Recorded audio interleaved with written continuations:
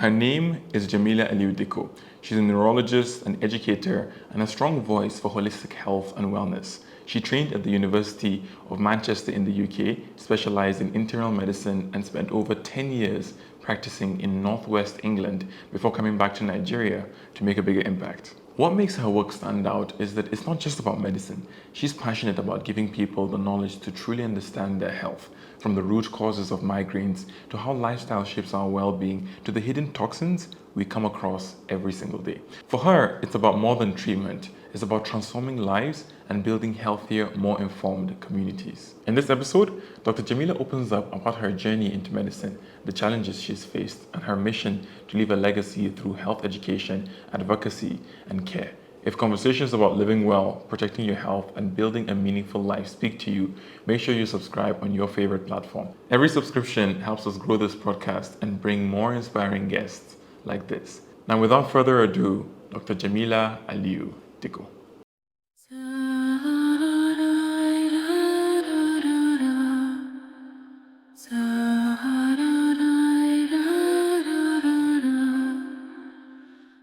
What would you say is the driving force behind the work you do?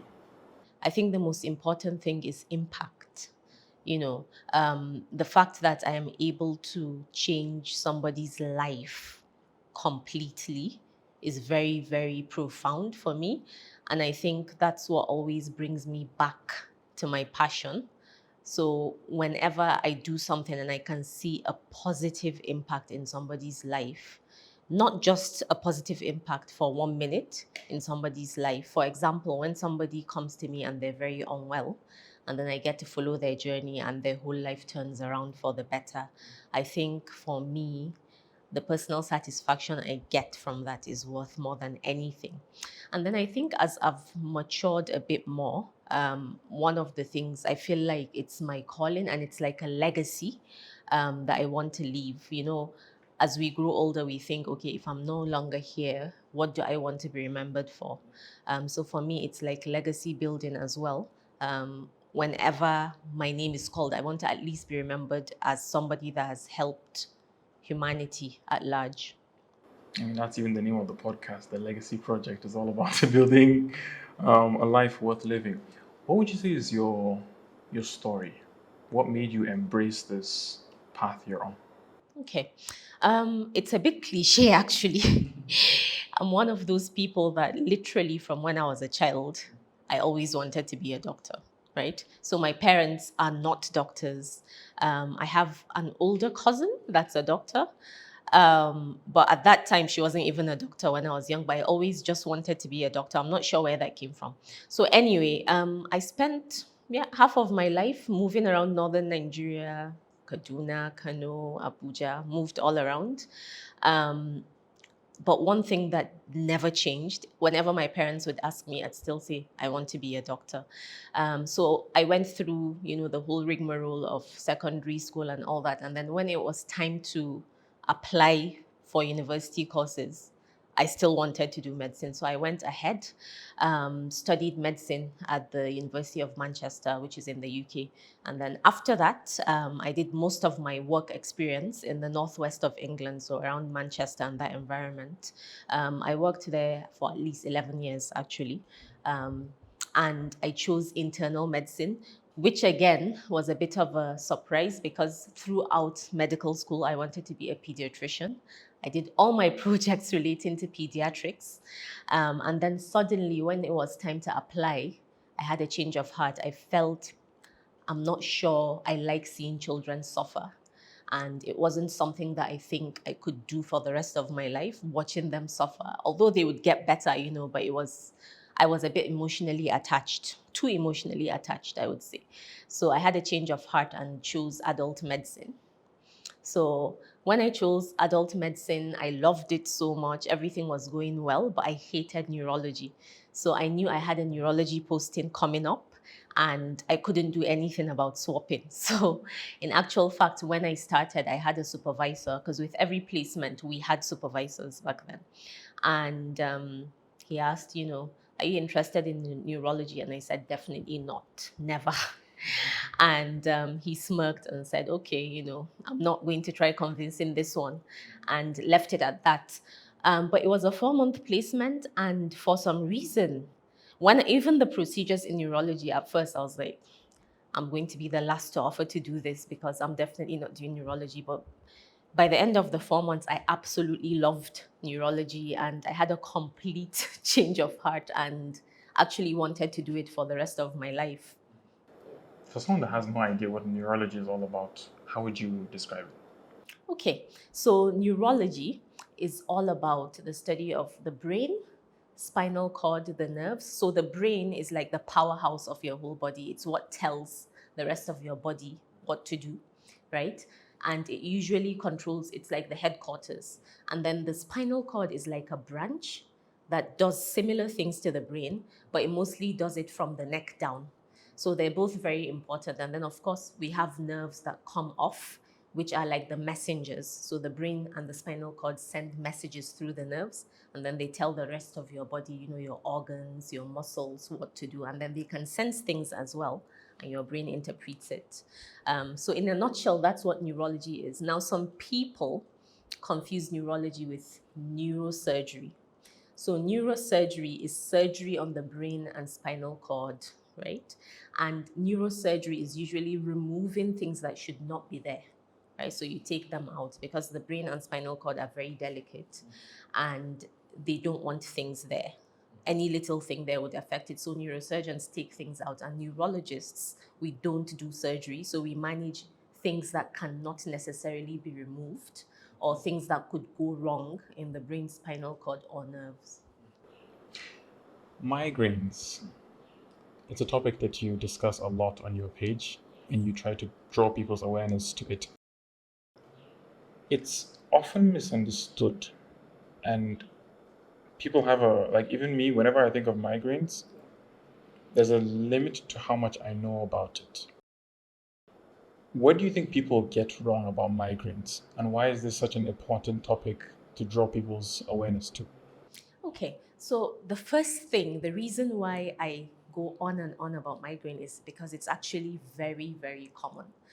So we have at least 300 types of headaches. Well, 300. yes, at least 300 types of headaches. Yeah, I think I only mind know one. blowing. Yes, exactly. But the most common ones, there are three most common ones, and migraine is one of the most common types of headaches. And it is deeply stigmatized. People think, oh, it's just a headache, or some people actually associate it with people that are mad. Like I've heard people say that, it's people that are insane or crazy, that get migraine attacks. But it's actually more than a headache, it's actually a neurological disorder. And if you think of your brain as, the actual brain that you can see images of as the hardware, and then the bits you can see as a software, just like a computer. So it's a software issue. So if you look at the brain of a person with migraine disorder, it looks normal. But the software, there are things that are going on. The brain is very sensitive, and it's actually a genetic disorder, which can be hereditary. So let's break down the two. So genetic, something happens when a particular person is being developed, not their parents' fault at all, but something happens and some genes malfunction. Now, we know up to 30, but we don't know all. Why do I say that? If somebody with migraine comes to me and I test the 30 genes, they might have some of them, they might have none. So we know there are more that we don't know about. But because those genes malfunction, the brain of a migrainous person becomes a lot more sensitive than the brain of somebody that doesn't have migraine, right? So little things that the brain of a normal person without migraine would tolerate, the brain of a person with migraine would not tolerate. And because of that sensitivity, they are more likely to get headaches. Now, headache is just one symptom of migraine disorder. There are lots of other symptoms because when their brains get sensitized, lots of electrical activity happens, lots of signals are sent to different parts of the brain, and then lots of signals are therefore sent through nerves, like I was saying before. So one of the nerves is called the vagus nerve that goes to the tummy. So a lot of people with migraine get a lot of nausea, and some people vomit as well. People with migraine can get brain fog, so they're a bit slow, and that's because signals are sent to the memory centers in the brain as well, and they malfunction. Some people get blurred vision, dizziness, right? Some people get a bit confused or their speech is a bit slurred. That's all part of migraine disorder. But the most common thing people complain about is the headache because it's quite intense, right? Moderate to severe, and it really stops them from doing things. And that's why most people come to me. So it's very important that we know that it's not just a headache, it's a complete neurological disorder, and it's usually not the fault of the person that has migraine. How do you, like, assuming I was a patient and I came to you and I said I had a migraine, Yes. what will be the procedure to addressing this? Okay, so the first thing I always do when my patients come to me is ask them what it would be like if I had a camera following them. So I like to know their routine from the beginning of the day to the end of the day. And the reason why I always start with that is because there are really important things in the lifestyle of a person with migraine. So remember how I said the brain is really sensitive, okay? So there are specific things that the brain is sensitive about anyway, whether you have migraine or not. Sleep is one. So I like to ask lifestyle questions so I know if the person is getting too little or too much sleep, because that would irritate the migrainous brain. Even too much? Yes, even too much sleep. So the migrainous brain is very sensitive. So anything that's going to put that brain out of its normal routine is going to irritate it. So too little or too much sleep, which is unfortunate because sometimes people go through a very stressful week, they have no headache, and then at the weekend, when they finally relaxed, they get a migraine headache. And we call that the weekend headache, which is very annoying actually for the patients. But it's because the brain has gotten used to the stress, and then now there's no stress. So it's irritated by the change of routine, right? So that's why I always start with lifestyle questions. I ask about diet, what they eat, whether they eat regularly or not, because again, if you're not eating regularly and your brain doesn't get its fuel, which is glucose and oxygen. So if you don't eat, you're not going to get enough glucose. If you eat now and your brain gets a massive spike of glucose and then you don't eat in the afternoon and it drops and you eat in the evening and it goes up, you can imagine that's irregular. Your brain is going to get irritated, right? So there are other questions that I ask as well, like exercise and things like that. So I always start with that, and then I spend a long time talking about the headaches with them. I let them describe the headaches fully. I ask some questions, just so I am sure it's a migraine, because like I said, there are 300 types of headaches, right? After that, I examine them, of course, make sure everything's well in terms of their brain and the nerves and muscles. And then we come up with a plan. I tell them what I think is going on, what I think we should do. But I always let the patients lead in terms of management, because migraine is a long-term condition and it doesn't have a cure yet. I say yet because I'm hopeful, because there's a lot of research going into it, but it is a long-term condition, and whatever the management is, I give what I think, but I let my patients decide, because at the end of the day, it's all about them and what they think they can do to manage their condition better.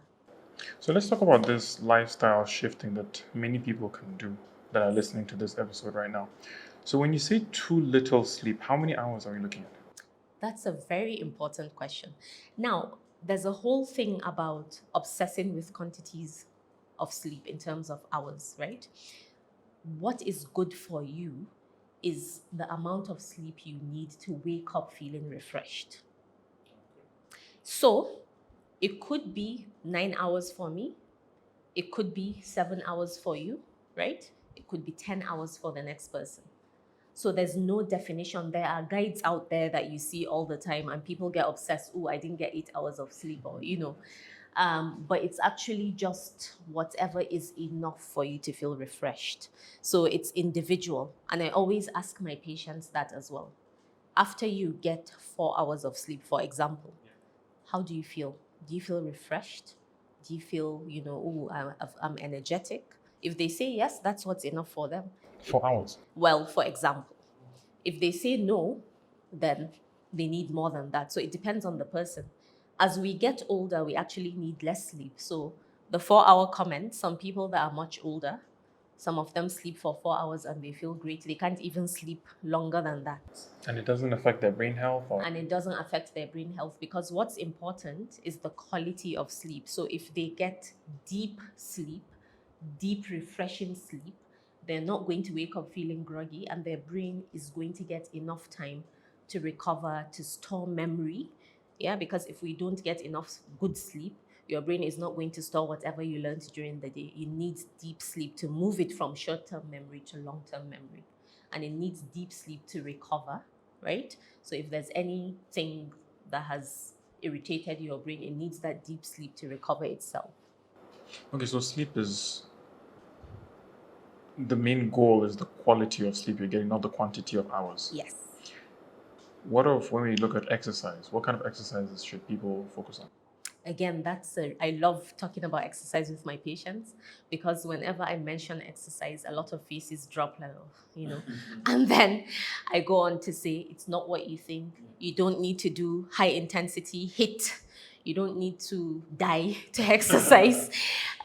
So exercise, moderate exercise. And what do I mean by moderate exercise? So imagine you're running late to catch a bus, right? Well, it depends on where the bus is taking you. If you're going to make a lot of money, you're probably going to sprint. But if you're going to a lecture, you might jog. So I want you to imagine you're running late to a lecture. So you're just jogging a little bit. So we could be having a conversation, but I'll be a little bit out of breath. That is moderate exercise. And all you need to do is 30 minutes a day, 5 days a week. You can do 15 minutes now, 15 minutes later. And you choose what you want. It doesn't have to be jogging. It can be skipping. You can go on a cycling machine. You don't have to go to the gym. You don't have to invest in, trendy gym outfits, fit farm. You don't need that. 30 minutes a day, 5 days a week, moderate exercise. That's all you need. What does that do? After a month of just doing this, 40% new brain cells are activated, because you've got a lot of cells roaming around waiting to be activated. Exercise activates them. So you can imagine what your memory is going to be like if you exercise regularly, right? So that means exercising makes your brain sharper. Absolutely. 100% proven time over time. Why do we see some people that are quite elderly but are very sharp? If you look at what they do, a lot of them exercise. A lot of them do a lot of these lifestyle changes that are important for brain health. Absolutely no doubt about exercise being beneficial, right? So that's in terms of your brain being sharper. Absolutely. The second thing, it's a painkiller, actually. Exercise is a painkiller. It regulates the nerves. So in somebody with headaches, especially migraine disorder, exercise, a lot of studies have shown that exercise is as good as giving them medication to prevent headaches. These medications that we give people, they take them every day to prevent headaches. Regular exercise is as good as doing that. So the benefits are immense, right, of exercise. That's interesting. Diet. Diet. What food, what nutrients are we looking at? Okay, so important thing to know is in migraine, what I didn't say before is when all that activation happens, your brain gets sensitized and a lot of things get activated. There's a lot of inflammation that happens. Inflammation is the root cause of pretty much every disease, including migraine disorder. So foods that are good are anti-inflammatory foods. Anti-inflammatory foods that the brain likes. So think of anything that's darkly pigmented. Blueberries, spinach, tomatoes, anything that's got a dark color of fruit and vegetables. Very, very good because they are anti-inflammatory and they have antioxidants. Wait, just from the color? Yes. So there's a concept called eating the rainbow. Eating the rainbow, your brain loves it when you eat the rainbow. And what does that mean? Different, deeply colored fruits and vegetables. So just by doing that, you reduce inflammation in your brain and your whole body, actually. Yeah, because that's also important for the rest of your body. So in terms of diet, we always encourage, eat the rainbow. And I always encourage people not to consume things with high glycemic index. Why? Because like I said earlier, glucose spikes up rapidly if you have something with high glycemic index. But what does it do? It crashes down quickly. Right? And what is high glycemic index? Okay, so things like white rice, things like yam, Irish potato. What that means is they are foods that have a lot of high starch, high glucose, right? So they will go into your body. Yep, they'll give you a massive surge of energy, but the glucose is used up quickly and the levels crash down because it releases it very quickly. So your body kind of goes ham and just consumes it, and then the levels drop. That's the level of glucose drops. So your brain will get a massive surge and you might feel great suddenly. And then it's like sometimes, I don't want to vilify the most common food in Abuja, but cakes. Yeah, you can have a cake, you feel great, you've got energy, and then literally after like 2 hours, if you have a cake for sahur, for example, by the time you wake up in the morning, you're just a bit groggy, a bit tired. Yeah, and that's because the glucose surge has ended and your body is kind of asking for something else for energy. Glucose surge, is it the same as a sugar crash? So yes, but crash is when the glucose goes down. Surge is when it goes up. So like a sugar, what's the word? So like a sugar high is a glucose surge. So it goes up. Glucose is sugar. So it goes up and then it crashes down. So like a sugar crash is a glucose crash as well. It's like an interchangeable word because glucose is a type of sugar. And there are other types of sugar as well. Low glycemic index foods. These are foods that have glucose in them. They have sugars in them, but they are released slowly. So you have a sustained release of glucose and you have a sustained level of energy. So things like brown rice, for example, things like porridge, oats, nuts, you have a sustained level. So those are things that we encourage people to eat. Okay, brown rice is better than white rice. For that reason, because it will give you a sustained release throughout the day, of glucose, rather than the massive surge and the massive crash.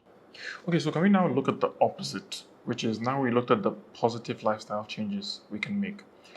What are the negative lifestyles that people have that they need to stop in order to prevent the migraines from coming or getting worse? Okay, so very, very important question. And I love this question because a lot of people come to me disheartened because everybody around them blames them. I don't know if that. You said blames them for what? Yeah, For the headache? Yes. And it's usually they pass comments like, oh, it's because you're not married. I actually saw something recently that I was in disbelief, actually. It was a scholar that said women are always, getting headaches, and most of them are single. Once they get married, the headache gets better. And I'm still, I can't believe I saw that. And it was on a very popular platform, and a lot of people saw that video. And thankfully, actually, when I looked at the comment section, a lot of women said, oh, I only started getting headaches when I got married and all that, which was funny. But anyway, there's a lot of stigma. So people come to me thinking, oh, I need help because I've done XYZ, I've done this and that, and I still get headaches. And people say it's because I don't have faith. It's because I sleep too much. It's because I'm always on my phone, or, because I don't take this and that herb, that kind of thing. So it's very important that we don't blame people because, like I said, migraine is a neurological disorder. However, there are unhelpful things, absolutely. So you have migraine disorder and you're starving your brain of sleep. Of course, it's going to get irritated. Of course, you're going to get a headache, right? Or you have migraine disorder and you eat all sorts of things that you shouldn't be eating. Things that have a high glycemic index, junk food, ultra-processed foods with lots and lots of chemicals in them. They're going to irritate your brain, really, okay? And sedentary lifestyle is one of the biggest things. You don't do any exercise. You don't walk. Even if you don't do moderate exercise, just going out for a walk is good for your brain, nature. It's very good for your brain. It makes your brain happy. So sedentary lifestyle, just sitting on the couch all day, that's not really good for a migrainous brain. Stress is a very big one. And there's a lot of stress in the world we live in now. We can't necessarily avoid it, but managing it is very, very important. So sometimes there's this attitude of, oh, I can't do anything about it, or it's because my iman is weak. Yeah, and I just need to read Quran more. And then we just get paralyzed by all these, it's because. But being proactive about managing your stress, whether if it is, saying no to things that really are going to make you more stressed in a nice way. I don't believe in no is a complete sentence, and just, in a nice way, saying no, managing your stress, even if it's through breathing exercises, meditation, reflection, journaling, whatever it is, or seeing a professional if you need to. In fact, one of the things I tell my patients, if they're reluctant, is I say, is it affecting your deen? Is what affecting your D? So the stress you're going through, for example, is it affecting your deen? And if they say yes, then I say, you're obligated to get help if something is affecting your deen. And you think about it that way, the same way you've come to me to get help for your headaches. If I think your stress level is contributing to it, and I feel you should seek professional help, then I think, you should take that, as an important step towards your healing, for example. So those are the things that I would say I see a lot of. And there's a very big one, but it's, again, I try not to judge patients for this, but medication overuse is a big thing. And what that means is, you have a headache now, you take a tablet. You have a headache tomorrow, you take a tablet. It depends on what you take, but if you take things like paracetamol, for example, if you do that 15 days a month for 3 months, you're going to get medication overuse headache. And then there are some other special medications that are prescription only. If you do that more than 10 days a month for 3 months, you're going to get medication overuse headache. Medication overuse headache is an absolute monster.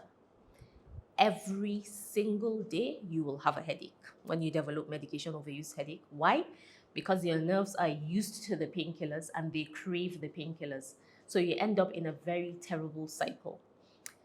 You take the painkiller now, you feel a bit better, it comes back later, or you wake up tomorrow after a few hours, it's there, you take it. So you get into a cycle that is very hard to break.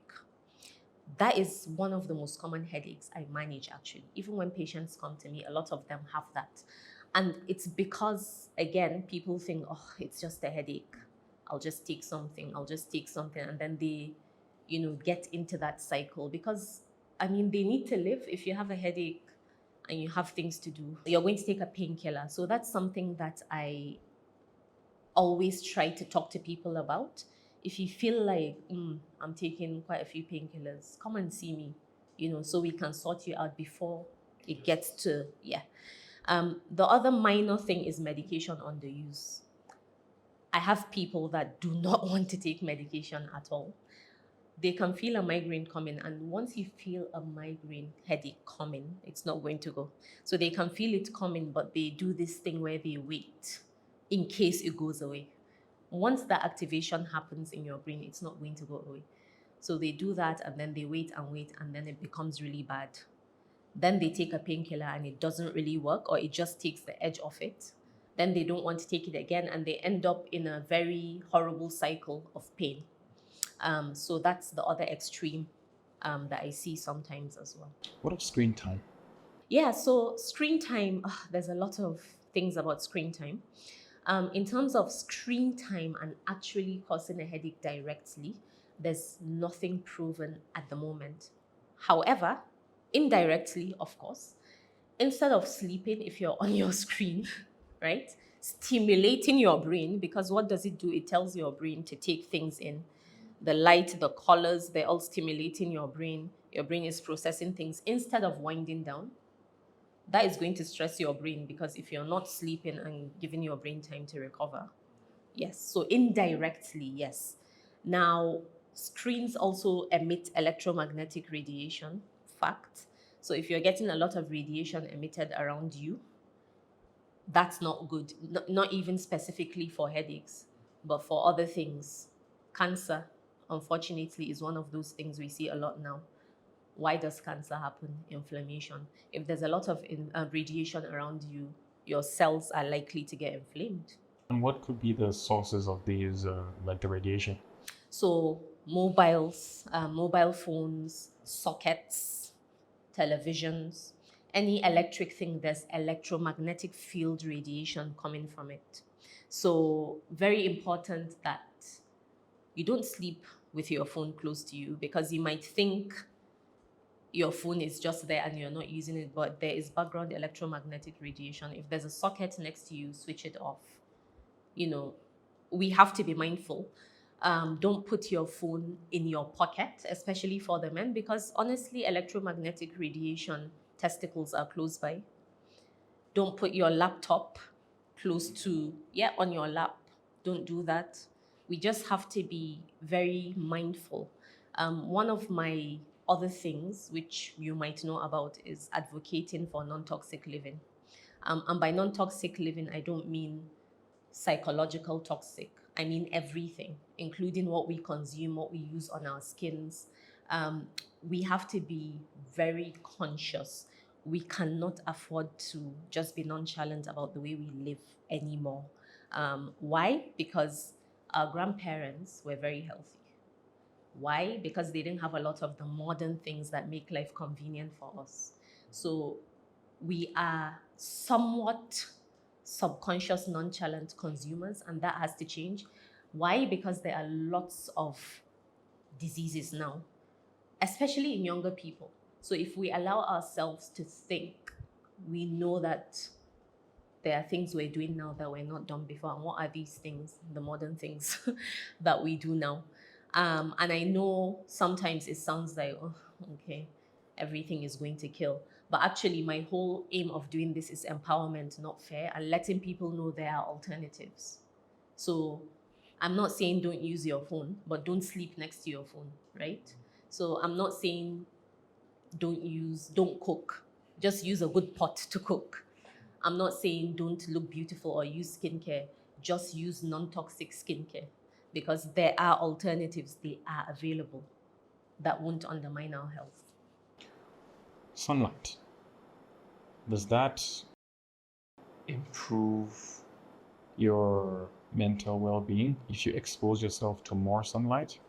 Or do you feel it doesn't really have an impact on migraines? Okay, so sunlight, good old sunlight. Most important thing that we get from sunlight, well, two things. First is if you go out in the morning, get some sunlight, especially if it's early in the morning and you expose your wrists, you get vitamin D. What do you mean my wrists? Yeah, vitamin D goes in through your wrists. And the sunlight that you get in Nigeria around before 8 a.m., before the peak of sun, that's the one with vitamin D. So that's the number one benefit of sunlight. The second thing is when you go out, your brain knows it's morning and it starts preparing you for sleep later on. So it's a very important biofeedback mechanism. The third thing, so I should have said three things. So the third thing is sunlight wakes you up. It makes you feel happy. And alert. So for a lot of people that have lived in countries where sometimes there's no sunlight around winter, a lot of us, including myself, can get seasonal affective disorder because it's dark and gloomy. You know, I've had times where I'd leave home to go to work in the dark. I'd spend however many few hours of sunshine we had in the hospital. I'd come out and it's dark. So, you know, you just feel groggy. But sunlight makes you alert, like you said, and, you know, it makes you happy. So that's the third thing. People with migraine disorder, there's a symptom that they can get, which is called photophobia, which is a fear of light. It's not necessarily a trigger, but it's an effect of having migraine. You don't want to see the bright light. If the sun is blazing hot as well, it can trigger your migraine because temperature changes can trigger migraine attacks. Like I said, the migrainous brain is very sensitive. Potentially anything could trigger it that is not really in alignment with the brain. If your brain is used to the cool weather and it suddenly becomes hot because you've gone out in the sunshine, yes, you could get a migraine. So it's not like a proven trigger, but it can be a trigger potentially. Can we talk about your journey in medical school? I have a lot of friends who talk about how tough medical school can be, and they always complain like there's so much work on their plate. Sometimes I can't even reach them because because of how stressful it is. How did you push through, regardless of how tough it was? Okay. Looking back, um, number one thing I would say is honestly, Allah had this written in my qadr that it was going to come and pass. Number one thing, I cannot dispute that at all. And then the other thing is, I was in a society that was not my home. First of all, I was a Black person in a predominantly white society. Secondly, I was a Muslim in a predominantly non-Muslim society. Third of all, I was the only Nigerian in my year, and there were almost 500 of us. So I was up against a lot. So I kind of had to prove myself. And how did I prove myself? By making sure I knew my stuff. So although medical school is tough, it still is tough. I think for me, the most important thing was just prioritizing, knowing when it was time to learn stuff. So when I would go to sessions, like face-to-face sessions, I would make sure if I wasn't sure, I wouldn't be meek and in the corner and sell myself short. You know, I would appear confident and ask questions. There's no such thing as a stupid question. You'd rather ask than assume and do the wrong thing, especially if you're dealing with human lives. So I stood out that way because, I would act interested. I would ask questions. And for that reason, people pulled me along. Even with all the differences, they saw that I was keen, so they pulled me along. So it somewhat made things easier for me. Like I almost had guardian angels that would pull me along, right? And say, oh, Jamila, I think you'd be interested in this. And I would also show that keenness, like, oh, okay, yeah, why not? And I would do that. And it's very important that you're a nice person. You have to be a nice, kind person, not just nice, kind person as well. So as you go through your journey, you're going to meet different types of people. Just extend grace and kindness because people are going through things. So if you see somebody in your medical school journey that is horrible, that is actually an amazing example of who you don't want to be. So you're going to see what they're doing. Maybe they're not studying well, they're horrible in terms of failing exams, or they're horrible in terms of poor communication skills. Very good. Know that you don't want to be like that person.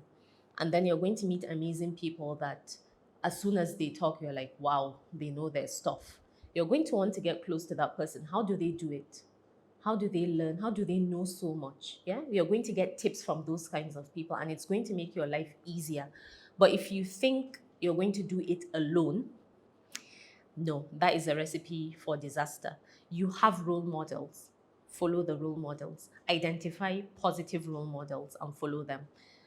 Now, going back to the actual studying, because like you said, you have friends. So what I would do was every time we learned something, so the way our medical school was run was we had sessions where we would discuss, it would be a case, we would discuss it and get learning objectives. And we would go home that day and learn about the learning objectives. And we would come back and discuss with a supervisor that was just there as a guide. They didn't teach us anything. So there was this self-directed learning. And then we would go to hospital and apply what we learned. So it stuck that way. And we had to manage our time wisely. So sometimes what I find nowadays is time management is very difficult because there are so many distractions. social media is the biggest one. And sometimes we can find ourselves comparing. So there's probably someone out there that's the ideal medical student on social media that's showing people all sorts, and then they're feeling like, oh, I'm never going to be like this person. I'm not good enough. You are good enough. You are good enough. People only post amazing things on social media. You don't know what they go through behind the scenes. You are exactly where you need to be, and you will succeed. If I succeeded, you will succeed. That's what I tell people all the time. There's nothing special about me. All that I did was a bit of hard work, identified positive role models, identified negative role models, and learned what I shouldn't be. And then I took it that way and just prioritize. Very, very important to prioritize. Know what you're doing at that time and make that your priority. Just try not to get distracted and try to stay positive, not toxic positivity. But you should always remind yourself that a lot of people have done this successfully. You just need to be a C student to get into medicine. Yeah, you don't have to be an A+ student. They make it difficult with the A's because it's competitive. So you don't have to be brilliant. You can learn stuff. Anybody, any brain is capable of learning. You just need to keep at it till your brain forms a pathway. Once your brain forms a pathway, if I'm trying to learn ABC, once my brain forms that pathway of ABC, I'm never going to get rid of it. It's going to stick. So you just need to be persistent till it sticks. How do you navigate balancing work, that's the medical school, and your own personal life? Okay. I can't even balance now. As I answer these topics. Wait, is there even a balance? No, there's no balance. Okay, yeah, so there's never 100% balance. At any point in your life, something is going to take priority. So just like I was saying before, learn to prioritize. If I have exams, say I'm in medical school, I have exams coming up, and my non-medic friends are planning, a get-together or something. It's okay not to go, and you don't need to feel guilty for not going, because at that time, your exam is the priority. After your exam, you can organize something with your friends and still catch up. That way you're not losing touch with your friends. So at any time, you have to choose what the priority is.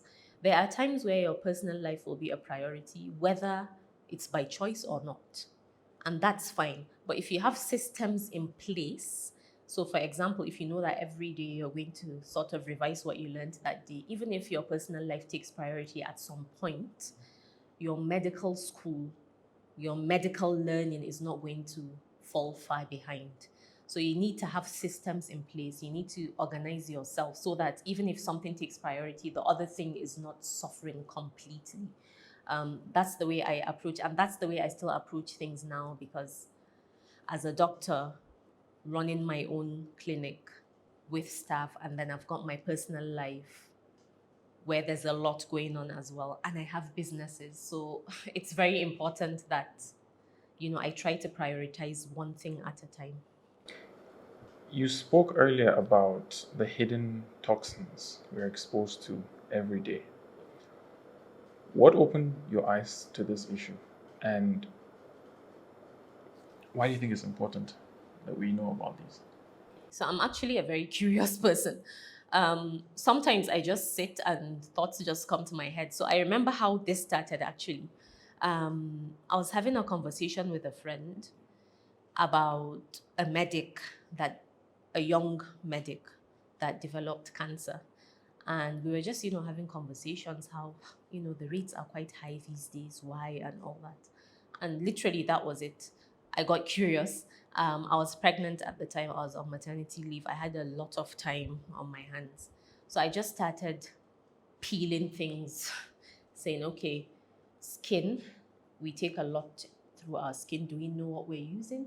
Food has to be a big one. And the air, it has to be something going wrong in our body, and that's how things get into our bodies. So that was how I got curious. Then I started focusing on food, because I was like, it has to be like the easiest way, because food, whatever you eat now, will do whatever it needs to do and leave your body after 60 hours. 60 hours. So that's a very long time for something to stay in your body, food to stay in your body. So I started looking at food. And then I discovered the work of the great Dr. Chris Van Tulleken, who is very big on people not eating ultra-processed foods. So I saw his work, saw some documentaries, and then I just started getting more and more interested. So in terms of food, the problem is not processed food. For example, if you harvest rice, it comes with its husk and everything. You process it and it becomes a grain of rice. So that's not the problem. But if you take that rice and turn it into something else, so you make it a powder, then you add chemicals so that it doesn't expire, and you add a lot of other things, that's ultra processed. So the problem is ultra processed foods. So for example, you go to a shop, you pick up a biscuit, it has 30 ingredients. You can't read most of those ingredients. I think common sense, if we allow ourselves to think, that's probably not right, because if you baked a biscuit at home, you're not going to put all of those things. That biscuit is not going to last more than a week. Why is a biscuit lasting a year? And why are we eating that with all the chemicals, right? So those chemicals are harmful, and those chemicals go into your body, wreak havoc to your digestive system, kill off your gut microbiome that are meant to help you fight things. And some of them are forever chemicals. They stay in your body, they will never go away. And they lead to a lot of inflammation and disease. So my main advocacy on social media so far has been the other side, which is skincare, because I am actually scared of tackling food because I don't know where to start from, but I am going to do it. We are lucky where we live because a lot of things are farmed organically. Although we are now picking up modern habits, we are now using pesticides to increase shelf life. We're also using preservatives, some dangerous ones, stockfish. Some of them are sprayed with formaldehyde, which formaldehyde is used to preserve dead bodies so we can use them in the anatomy lab. So we're eating that. Really? Yes, they are spraying fish with that to preserve fish. We are seeing things like pomo being washed with bleach, so it's white and clean because they don't want to take their time scraping it. We are seeing things like beans being preserved with carbide, which is a very, very toxic, strong chemical, so that its shelf life is preserved. So it's a very disturbing territory, but like I keep saying, it's empowerment, not fair. Where are you buying your beans from? Ask that person, how are you preserving your beans?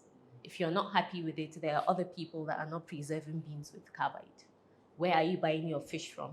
Do you get where I'm coming from? So it's just for us to be aware that these things are being done. And at the end of the day, it's greed and, capitalism, making more profit. That's what it is. So some people say, oh, but our parents did all this and they're fine. But are they fine? They're not fine, are they? Because even they are getting diseases earlier than they should. Yeah, and then our generation much, much, much earlier than our parents' generation because there's more modernization. Do you want me to talk about skincare?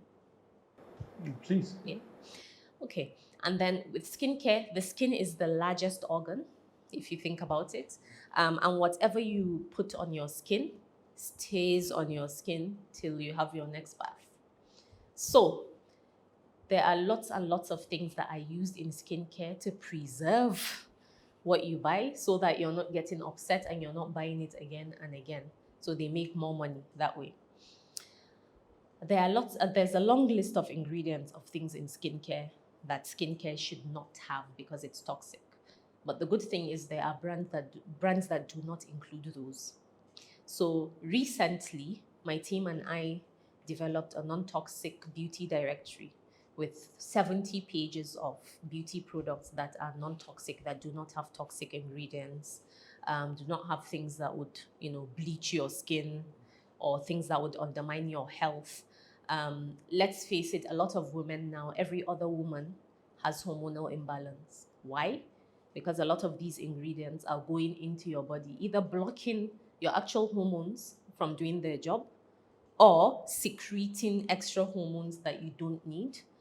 And then now we're seeing lots of hormonal imbalance, lots of issues with polycystic ovaries, endometriosis, infertility, and all that. So my whole aim is to let people know, listen, these things are probably what is causing the problem, and you don't have to use them. You can use cleaner alternatives. You look scared. No, I'm fascinated. I don't know any of this. On the topic of these skin products, what should we be looking out for when we read the contents inside on the bottles? Okay. So in the directory I made, actually on the first page, there's a list of things you should look out for. It's a long list, but I'll tell you the most common ones. So the most common thing you should look out for is the word perfume or fragrance or synthetic fragrance. Interesting. I heard that on another podcast. Yes. Now, yeah, that is a trade secret. So you don't know what's in it. But there's usually something called phthalate in it. Now, phthalate is notorious for disrupting hormones 100%, absolutely, and is a potential carcinogen.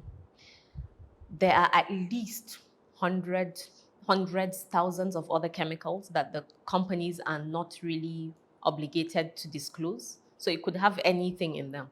So I would be very careful unless something is scented with an essential oil. Of course, if you're allergic to an essential oil, don't use it. But essential oils are safe. But that word perfume, fragrance, or synthetic fragrance, I would avoid it like the plague. The second thing is paraben. So if something has propyl paraben, blah, blah, paraben, I would avoid that. Very notorious for disrupting your hormones and definite link with an increased risk of breast cancer. A lot of products specifically made for Afro-Caribbean women have them. So we have to be very careful. So those are the top two that I would say. Then there are other ones like BHT, octinoxate that are found in things like sunscreens that, again, are hormone disruptors and potential carcinogens. There's a big one, petroleum jelly. I know people are going to hate me again for talking about it. There's a very popular product called Vaseline. Petroleum jelly is made from petroleum. If it is not purified completely through a rigorous process, there are usually toxic impurities in them. Some are called MOSH or MOAH. They are carcinogens. If you buy things like Vaseline from Europe, some European countries, France, the UK, it's less likely because a lot of them go through more rigorous processes. But if you buy them elsewhere, my money is on, it's not really pure. There are lots of impurities in there. That's so. And we're not just talking about lotion when we say perfume. It can also be in deodorant, right? Oh, yeah. Perfume is in almost everything. They sneak it into everything. So, of course, we like things that smell nice, and of course, it's more pleasing. So, they're going to add it, so you're going to buy it. So, it's in a lot of things. So, when we talk about skincare, it's everything, from cleansers, moisturizers, toners, perfumes are very big ones because they have high concentration of things like phthalates in them and parabens and things like that. So it's literally every type of skincare. So for example, in the directory, which is free, by the way, I'm not advertising, it's free. There are different sections. So we've got cleansers, toners, serums. We've got a little bit of makeup. We've got eyeliner. We've got baby products, things like that. Because it's literally every skincare you have to be careful with. What of incense? Okay, so I did a post on incense, and I'm probably one of the most unpopular people in the north right now because Can of imagine. that. Yeah, yeah, incense is very dangerous actually. Why? First thing, the perfume that the incense is made from. Of course, the sticks are natural, right? But they are coated with perfumes. And a lot of the perfumes definitely have phthalates in them, definitely have parabens, definitely have other things. And then when you mix that cocktail together and burn it, smoke is never good for the lungs, whether it smells nice or smells bad. Inhaling smoke into your lungs is definitely going to damage your cells, the cells in your lungs. And if you do that over time, yep, it's as good as smoking. Even worse, I would say, because it's a high concentration of smoke. Because what some people like to do is put the incense on and literally bathe themselves with it because they want to smell nice. Put it around their hair, their face, everywhere. Inhaling a massive pot of smoke into your lungs, definitely going to affect the cells. Also, that smoke releases harmful chemicals. One of them is benzene. Some of us might remember from when we did things like chemistry, aromatic benzene, benzene is a carcinogen. Um, what we're finding now is I've heard about at least 3 or 4 cases of women that have never ever smoked developing lung cancer in Nigeria, in northern Nigeria. One of them, the doctors were adamant she smoked because how? She said she never did. And then when they got more information, they gathered that she was a habitual incense user, several times a day inhaling the smoke from incense. So it's very important that we know, again, what we're consuming. If you're buying incense, what kind of oil is that person using? If they are using IFRA approved oils or oils that have been approved for use in Europe, they are less likely to be toxic, but their incense is going to be very expensive because these oils are rare to find. So we need to just be careful who we buy from. Also, if you have to burn incense, I would not recommend staying in the same room as the smoke. So burn it, air out everywhere, come back when it's done burning. Your home will still smell nice. Or use essential oils. If you want your space to smell nice, use a diffuser with essential oil. The same goes for candles. The same goes for diffusers as well, because if the perfumes that they are blended with have the same toxic chemicals I've spoken about, you're inhaling them into your lungs 24/7. With the candle, the soot as well is releasing, So again, you have to be careful. You have to know, is your candle made from soy wax or is it made from wax blend? Wax blend is not good because it has a lot of different things in them. Yeah. And then, is the soy wax made with pure essential or pure essential oil, or is it mixed with synthetic fragrance, parfum, or fragrance? Or is it mixed with essential oil blend? That word blend is normally a way to wash, they've said essential oil. So you'll think, just essential oil, but blend is blended with other chemicals to make it more potent. I think room freshener falls into the same category. Oh, wow. So you might as well just not spray anything in your house and just use natural air.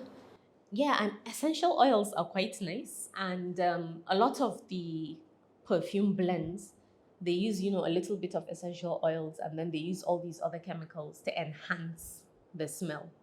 It's all about enhancing and getting a large quantity and making more money. That's what it's all about, But you can get pure essential oils.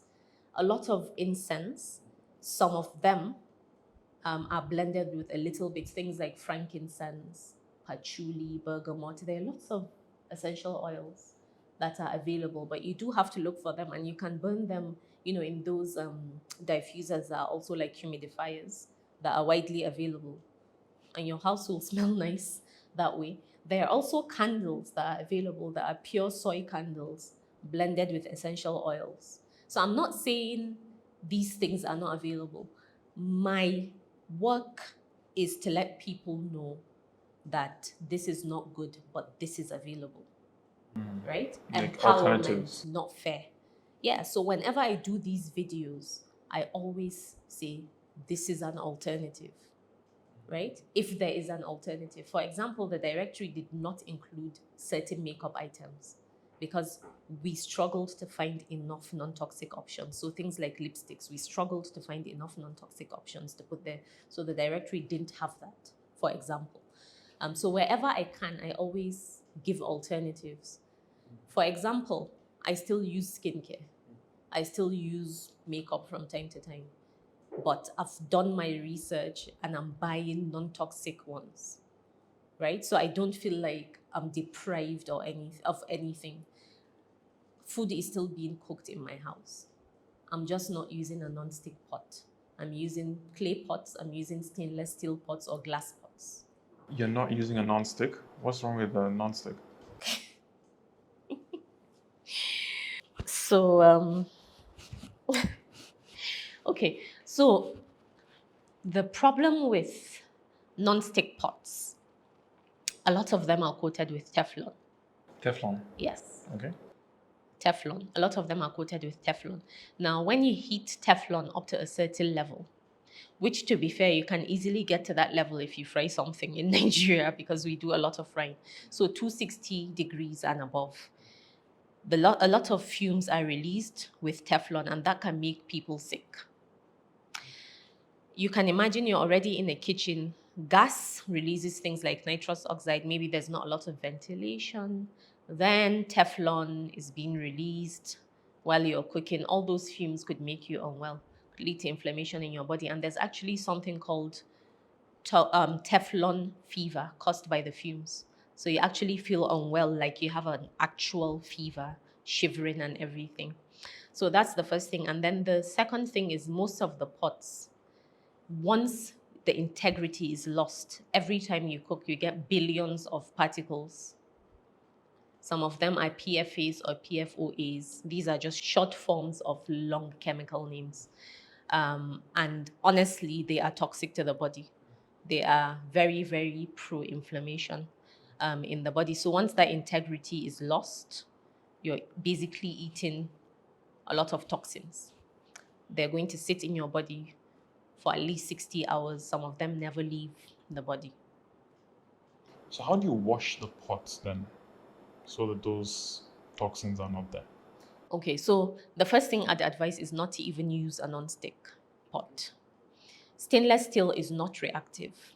You can cook with a stainless steel pot. Clay pots are not reactive. You can cook with them. Glass pots are not reactive. You can cook with them. So I wouldn't even recommend using a non-stick pot at all. But if people must use non-stick pots, which again, I will repeat, I'm not going to recommend. So it's important you don't use things that will make the pots lose integrity quickly. So things like metal sponge or metal spoons when you're cooking. And over time, the integrity will be lost, whether you like it or not. Wear and tear will happen. So you might as well not. And if you have them, you might as well swap to other things that are non-reactive. Titanium is a very expensive alternative, but stainless steel, affordable. Clay pots, very affordable. Glass, relatively affordable. So these are all better alternatives. I'm learning so much. Wow. Let's assume you were given full authority over the medical system and you had no limits. What would you change first? Honestly, the first thing I would change is the welfare of healthcare professionals, because you can't pour from an empty cup. We are usually at the forefront of the worst conditions ever. So when people come to us, they don't come to us to have a chat. They don't come to us because things are going well. They come to us because it's literally a life and death type situation sometimes. Okay, so you can imagine if the person you're coming to meet has not slept in 36 hours or has not had their lunch break, for example, they're sleep deprived. Remember what I said earlier about your brain needing sleep to recover. So these people have not slept. Would you be happy if you knew that? Would you be happy with them treating you if you were on death's door? Probably not. So I think for me, that's the most important thing. And also because of the pressure of the job, a lot of healthcare professionals go through a lot of mental health problems with no support because they often don't have time to even look after themselves.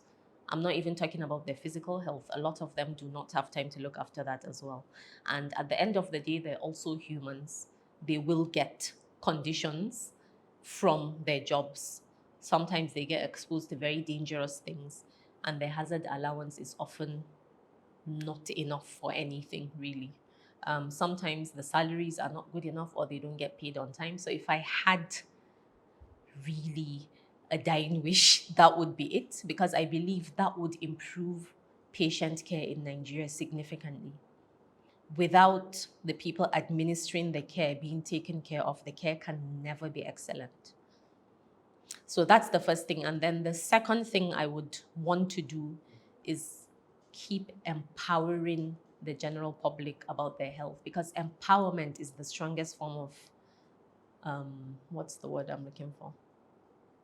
Empowerment is the single most important step to improving people's health. People can't improve what they don't know about, right? If I didn't mention a lot of things I did about migraine, people would still not understand why it was happening to them, or, some of the toxic things that are lurking in our everyday lives. People would have no idea about them. So that would be my priority, because knowledge is power. If you know something, it's there, it sticks, and you're going to do something about it, and that will improve your life. But if you're ignorant to something, you're not going to do otherwise. You'll just keep doing what you normally do. How do you prioritize your needs, and how do you fill your own cup? Because you're currently in the medical field. Yeah. So that's a very interesting question. So I'll tell you what I've done now. Earlier on in my career, it was really difficult, especially, when I became a mother, it became even more difficult. So I actually had to pay to prioritize my own needs. What do I mean by that? I had to pay for childcare so that I would get enough time at work without without worrying about things that were going on at home. And sometimes, I'd have to pay for a babysitter, so I would go out and do something that I'd enjoy. Or we also had a system, friends that did similar things. We would look after each other's children, just so we could fill our cups as well. But as I've progressed in my career, the importance of part-time working cannot be overemphasized. So what I do now is I have set days where I do my pure headache work. So I have 3 days when I do that. The other 2 days I focus on my other businesses. And then my weekends are completely free to do things with my family, do things I enjoy as well. I also have set working hours that I try and stick to without necessarily, compromising on that. Otherwise, with the kind of career we have, it's very easy to drown, and sometimes you don't know you're drowning till you're completely immersed. There's a lot of conflicting health advice being shared all over social media. Like the other day, I heard someone talking about how water is a scam, Okay. and I'm sure you've heard of Akporo Doctor on Instagram. Aproko. Aproko, Yes, sorry, him. yes. And he yes. was reacting to the video, and he was like, I don't understand what these, because they were just two kids talking about how water is not good for you and water is a scam. And even I was like, I don't know what these kids are saying. What would you say for people who are feeling overwhelmed by all of these conflicting, contradicting advice? Because even I see a lot of skits where people even, like, they will put an empty plate in front of them, get a Yes. fork and spoon, and eat imaginary food, because like they'll be playing a video at the top corner of the of that same video that they're in. They'll play different videos of people sharing contradicting advice, saying, Yes. don't do this, don't eat this, don't eat that. So it's like there's so much advice going around, and it's hard for us to tell which one is authentic and which one is just nonsense. What would you say to people who feel like overwhelmed by all this information? Yeah. And that's actually a valid thing. And that is one of my biggest pet peeves, the amount of unqualified people giving advice. It goes back to what I said before. We can't afford to be passive consumers with everything, not just food or skincare, even information. You can't afford to be a passive consumer. Okay, so somebody says water is not good for you. Okay, you might be like, oh, really? Spend some time. Who are they? What authority do they have to say that, right? Do you see where I'm coming from?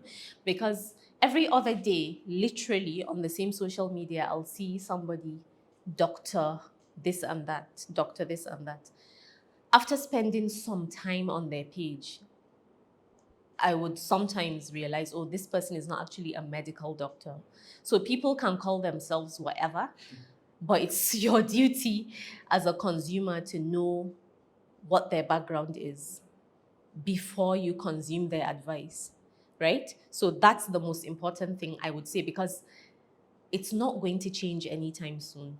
People can literally just pick up a camera, say whatever they like. There was one I saw recently that was extremely disturbing. It was somebody that claimed to be a doctor. There's no way that person is a doctor with that belief, but he said something about biopsies. Patients should refuse biopsies because biopsies spread cancers. And I just thought to myself, you have a lump, for example. How are doctors going to find out what type of lump it is? Fair enough, sometimes by feeling or by looking, we can say it's likely to be this. But the best way, the 100% guaranteed way of knowing is to get cells from it and check what the cells are under the microscope. If you're telling people to refuse that, how are they then going to be treated? Guesswork? If they need things like chemotherapy, you need to know what cells you're treating and what agent is going to work. If you don't know that, are you going to blindly treat them?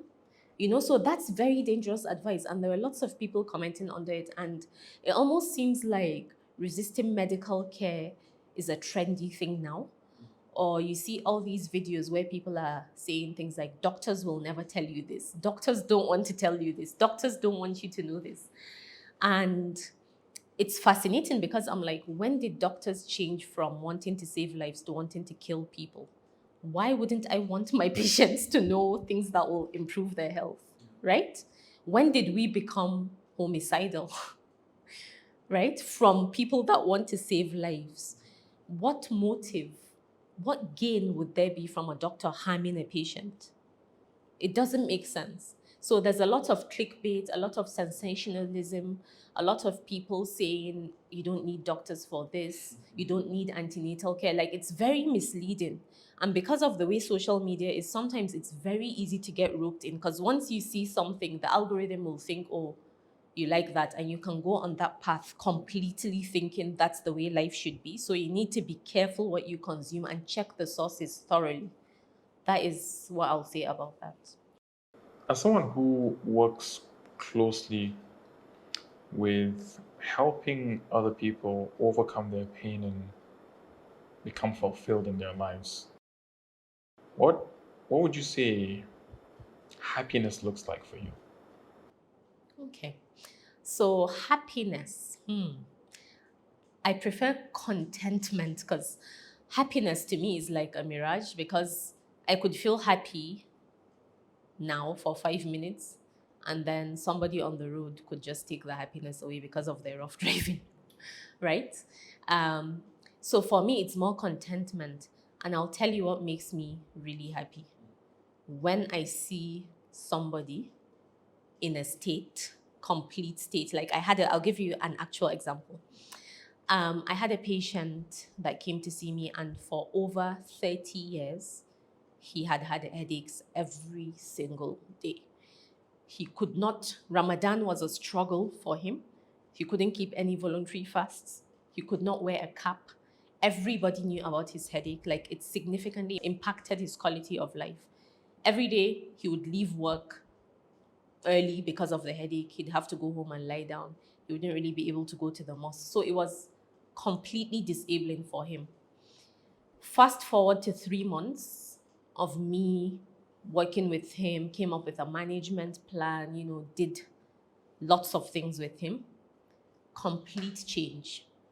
like complete change. In the 3 months, he had only had a headache. He had only had, about 4 headache episodes. His life completely changed around. In fact, he had a pharmacist that was always supplying his meds, and the pharmacist got worried and called saying, "Are you okay? I've not heard from you in a while. I got really worried, and he told me, he actually gave her my number, like, oh, if you know anybody, because he was just so happy. His life completely turned around.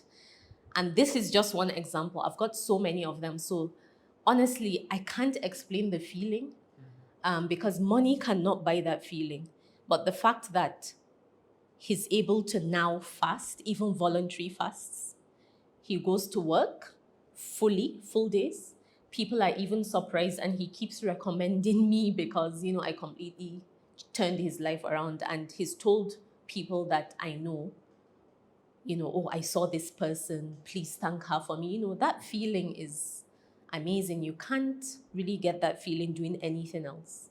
So things like that really, really make me content, and they solidify my mission in a way, like, oh, you have to keep doing this because look at how you've turned this person's life around. Obviously with the will of Allah. Yeah.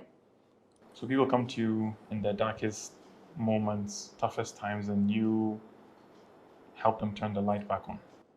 Yeah, in all sense of humility. Yes, actually. What has been your darkest moment, and how did you turn the light on? Okay, my darkest moment during my medical training, I had a lot of membership exams. So, for people that are in medical school, they think the exams in medical school are the toughest exams of their lives. Joke.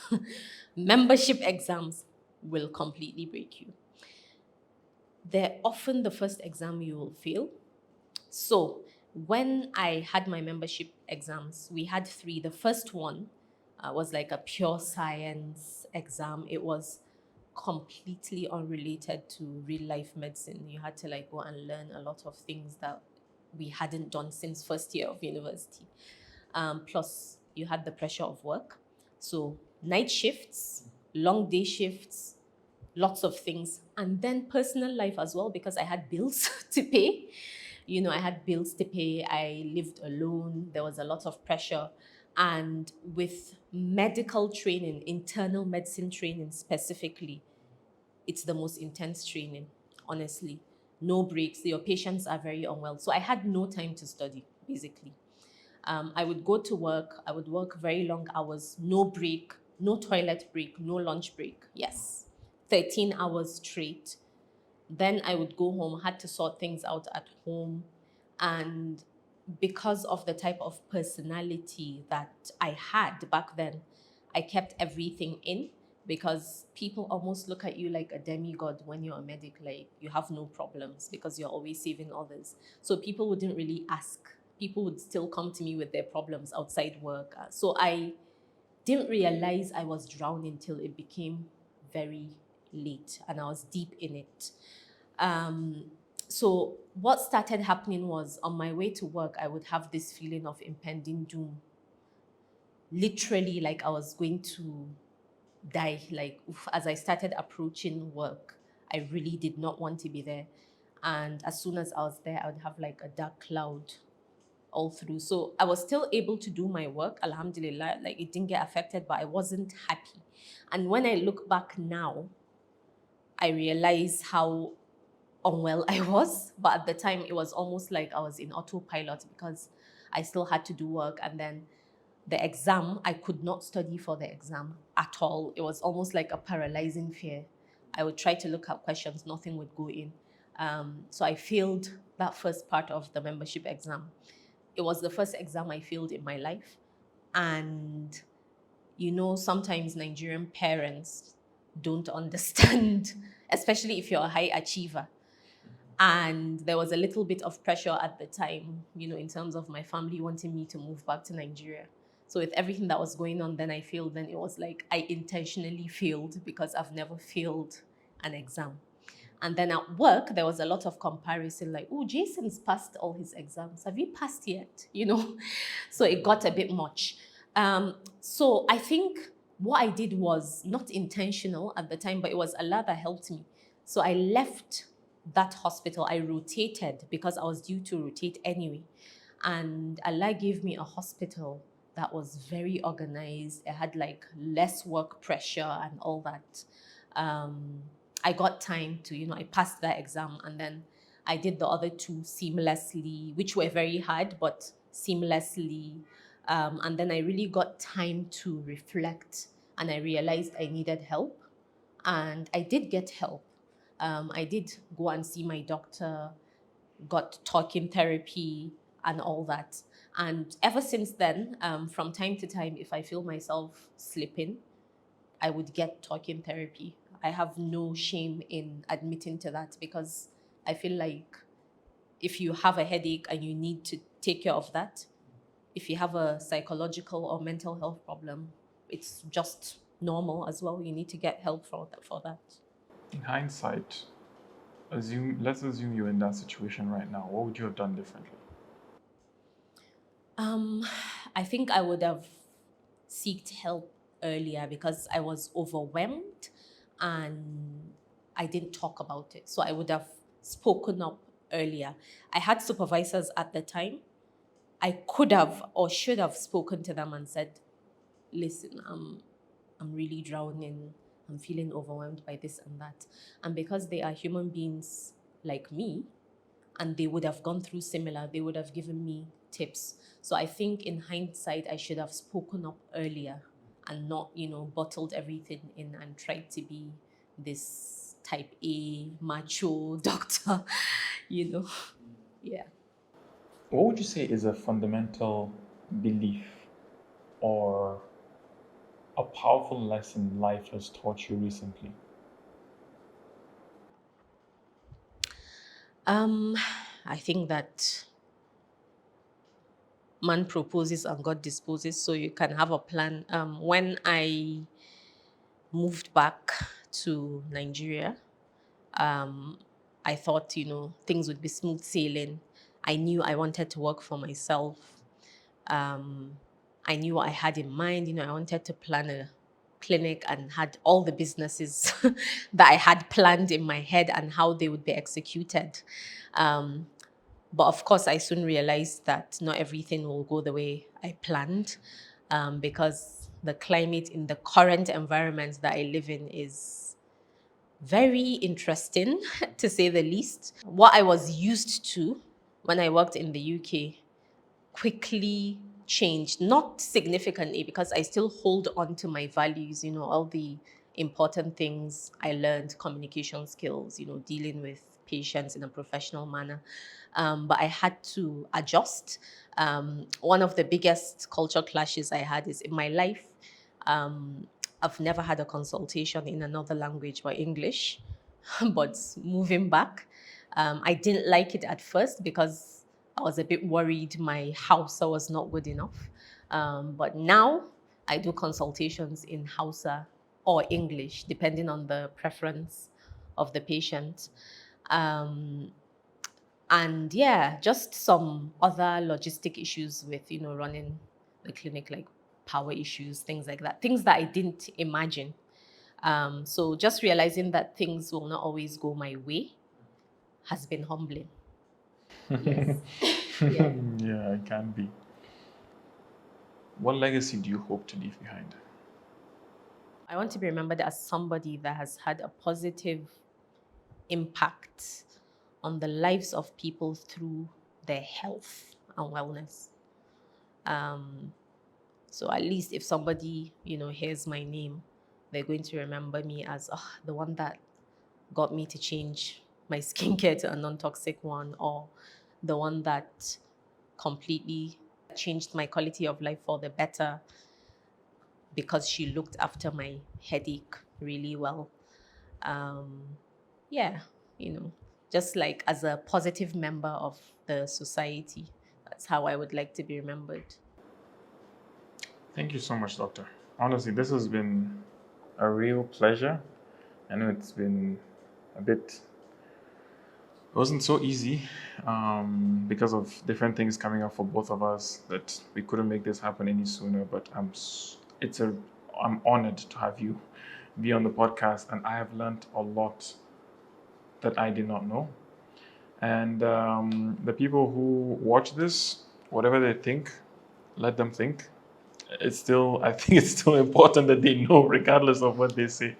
But thank you so much for being here. Thank you so much for sharing your valuable insights. And I think people are going to watch this, and this is my theory, and I really believe this. People are going to watch this, and their lives are going to be drastically better, inshallah, because of your valuable insights. So thank you so much for taking the time out to be here, and wish you all the best with everything you're doing. Thank you very much, Nurain, for having me. It's been an absolute pleasure. And I want everybody to remember that it's empowerment, not fear. Thank you.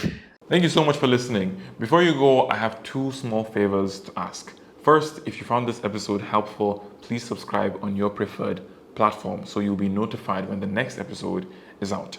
Second, if you know someone who could benefit from this, consider sharing it with them. The more people subscribe and share, the bigger the show gets and the more amazing guests we can invite to share their knowledge and insights with us. Thank you once again for tuning in, and I'll see you in the next episode.